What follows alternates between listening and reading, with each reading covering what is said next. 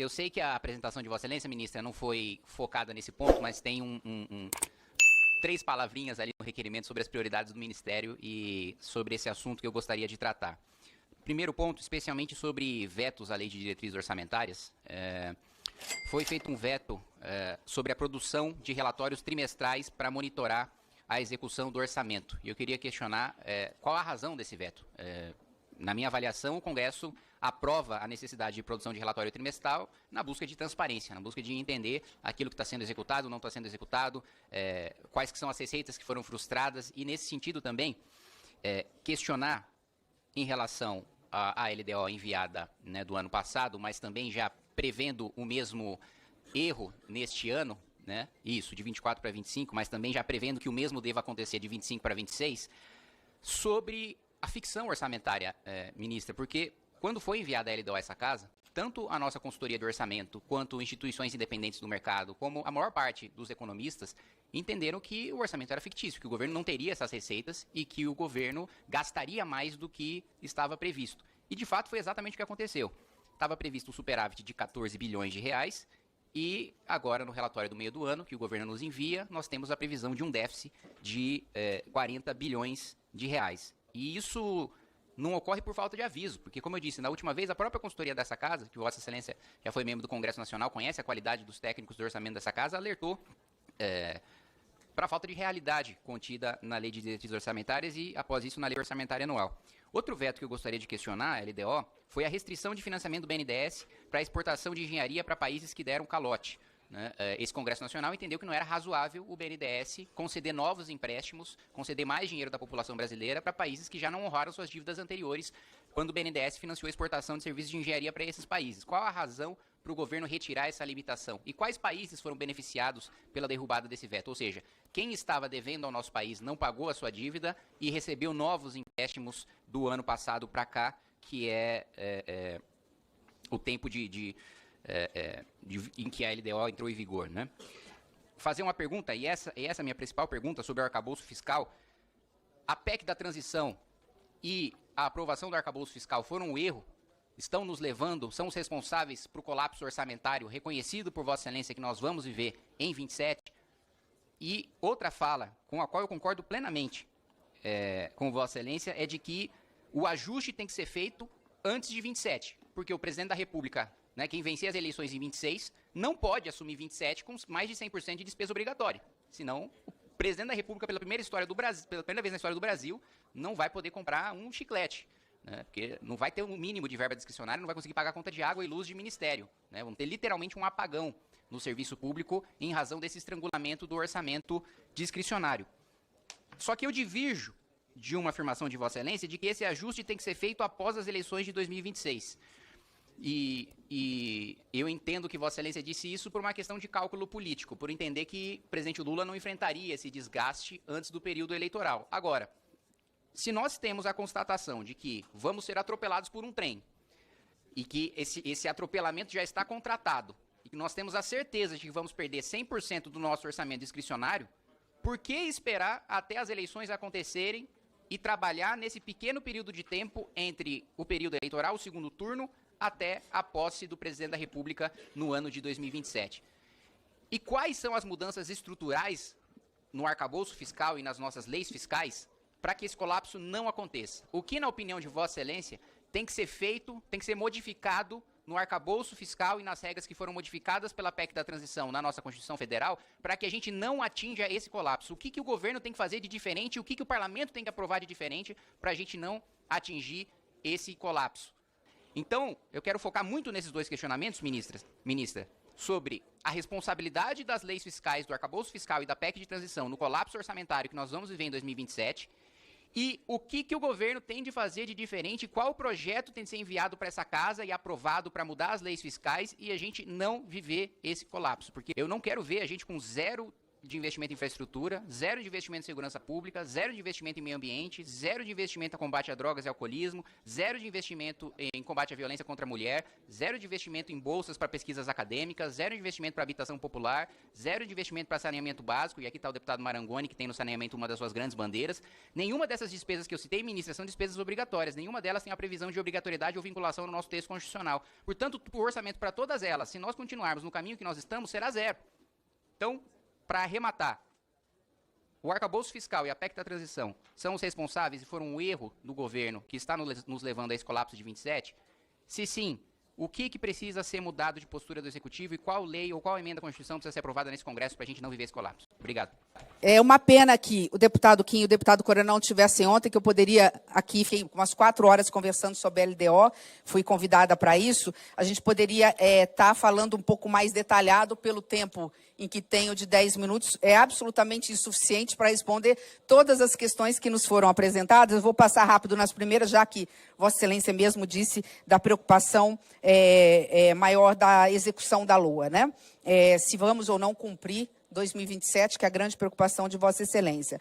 Em relação ao veto, não foi nosso, foi do BNDES, junto ao MIDIC, que teria alegado, inclusive, interesse público do Brasil, então, acho que talvez um requerimento de informação para o BNDES, eu não saberia nem de cabeça, já que o veto não foi nosso, né? E estamos falando de 2024, então aí é que eu já estou pensando em 26, e Vossa Excelência ainda está mais avançado que eu, pensando absolutamente correto, porque planejar isso em 2027. Então, eu peço desculpas, mas não foi o veto do Ministério, então eu não poderia estar respondendo por ele. Ainda que fosse, acho que eu não teria de cabeça a razão, deputado Kim.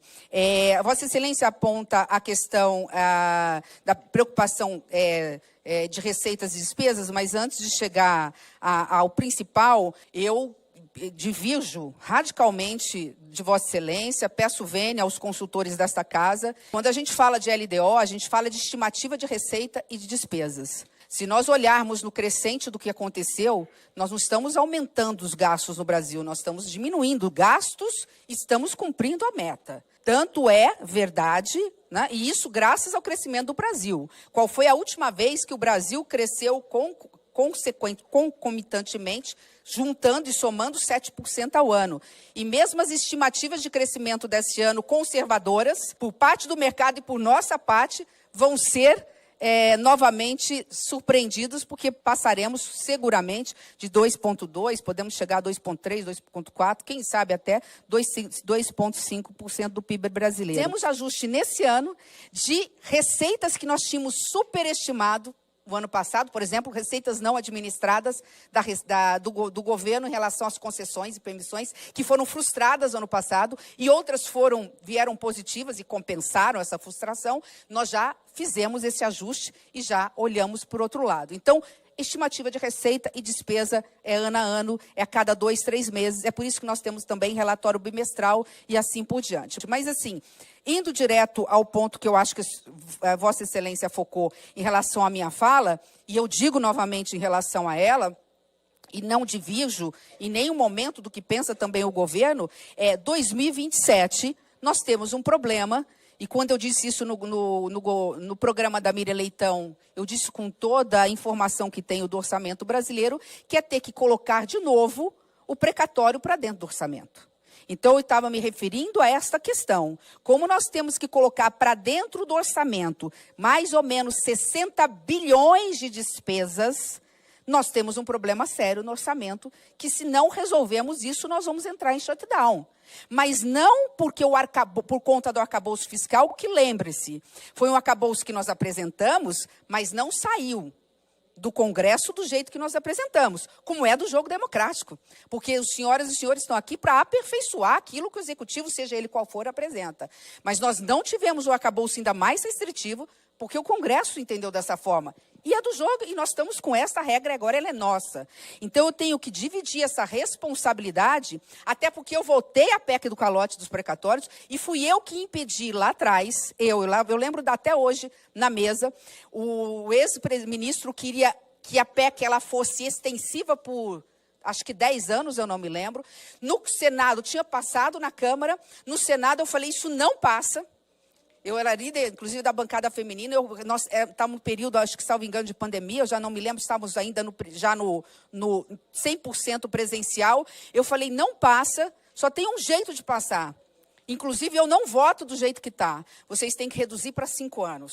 E aí houve um acordo e só passou, por salvo engano, desculpa que eu não sou muito boa para números, 3 ou 4 votos no Congresso Nacional.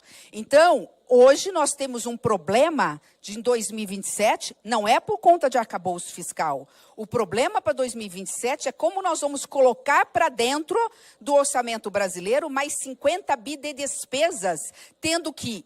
E aí eu divido de Vossa Excelência apenas para dizer o seguinte, tendo um teto de gastos, porque o arcabouço, e eu falo isso mesmo dentro da equipe econômica, para alguns colegas, alguns ministros de pastas de infraestrutura, é o seguinte, a gente fica muito preocupado com meta, mas nós temos 2 regras muito fortes lá. Um é cumprimento de meta, porque ninguém pode gastar mais do que arrecada, nós temos que cumprir meta zero e vamos fazer isso. Estamos imbuídos nesse sentido, mas nós temos um teto de despesas. E o teto de despesas, ele é claro, é 70% do valor do aumento das receitas, é o primeiro teto. Ainda temos um segundo teto. Ainda que a receita, o valor real da receita, suba muito, e quando ele sobe muito, nesses últimos 3 anos, ele tem subido muito, o crescimento da despesa, que é apenas 70% do aumento da receita, ele tem um outro teto, que é um subteto. Que eu só posso ter o crescimento real das despesas mais 2,5%. E todas as vezes, nos últimos 3 anos, deputado Kim, a gente está usando esse subteto. A gente já está usando esse subteto, ou seja, estamos tendo 2 tetos, porque a receita, o valor real da receita, tem subido mais do que as projeções nossas na LDO e, consequentemente, na LOA. Por isso que ontem, eu falei que eu lamento só que Vossa Excelência e o deputado coronel estivesse aqui, porque ontem eu tratei desse assunto. Eu falei, olha, a primeira reclamação que nós temos é que nós superestimamos as receitas. E os últimos anos têm provado que isso não é verdadeiro. E que nós subestimamos as despesas. Também não é verdadeiro. Porque as únicas despesas que nós não conseguimos mesmo prever e têm crescido de uma forma exponencial e... Isso faz parte do processo de envelhecimento da população brasileira, são as despesas com a Previdência, com a aposentadoria, e a gente muitas vezes não tem condições de calibrar, às vezes isso vem do Ministério da Previdência e muitas vezes nos frustra. Então, de uma forma muito geral, porque eu não gostaria de monopolizar em respeito aos relatores, mas me encontro à disposição, tanto do deputado coronel, eu vou terminar ainda a fala em Vossa Excelência, quanto do deputado Kim, o deputado Kim sabe que eu não tenho nenhuma informalidade, fala comigo a hora que quiser, mas eu fico aqui para a gente poder debater e discutir esse assunto, mas eu não posso deixar aqui de externar apenas e chamar a responsabilidade dessa casa também.